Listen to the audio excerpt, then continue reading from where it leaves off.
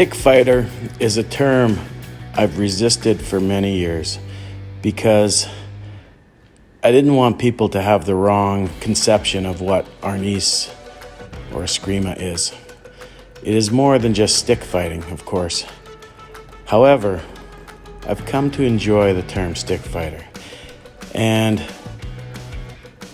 I call myself a stick fighter simply because I've competed in sport stick fighting in the past, and I spar often.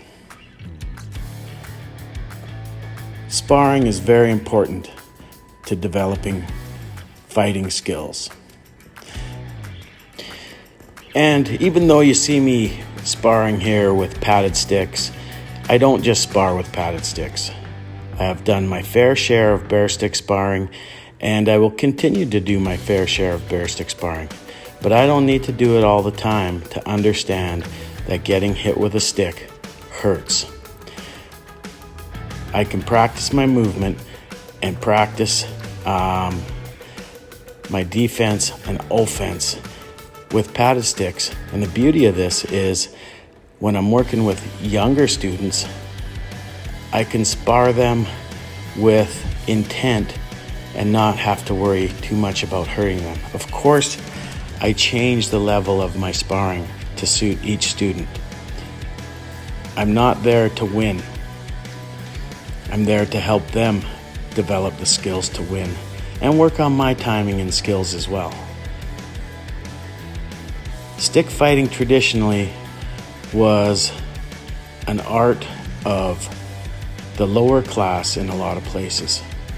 When you think of the stick fighter in Ireland and Victorian England, you generally think of a blue-collar, lower-class person. Not to say that gentlemen didn't carry walking sticks as a means of self-defense in those days, but this is a weapon that is readily available to those who can afford better weapons. Watch this. This is beautiful coming up here.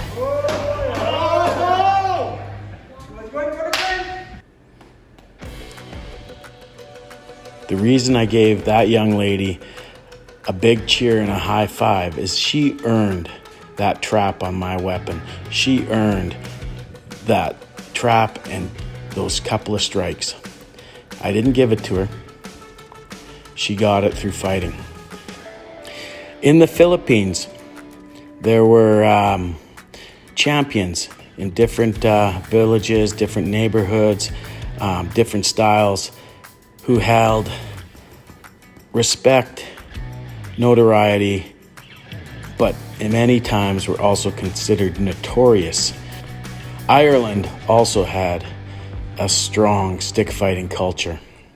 Bata fighters were involved in faction fighting quite frequently, and like the Philippines, had a level of fame and notoriety, but also were notorious. France also has its form of stick fighting, simply known as la cane. It is often a part of savate training. It is very athletic and very acrobatic with lots of spinning techniques, and it has a level of beauty that is incredible. This was imported to England in the Victorian era. However, historical references will show that even in the Middle Ages, many peasants were taught the use of the staff. Now, I consider the stick the king of weapons because the stick is the basis of swords. It's a sharpened stick, spears, and other pole arms, sticks with pointy, sharp things put on top of them.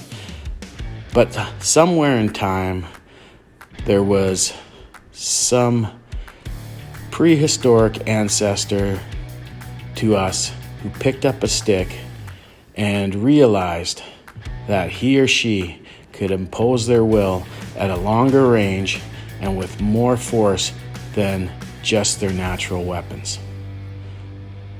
This was the evolution of warfare and the evolution of armed combat. The stick fighter was not just a sportsman. They were hired bodyguards. They were like hired guns in the Old West.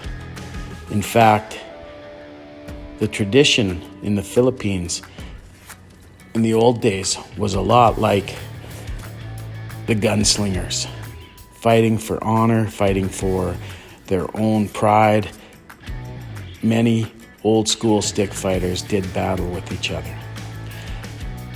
Now, there may be no place for these kinds of stick fighters in our culture, but that warrior tradition can remain alive and well through us, the next generation of stick fighter.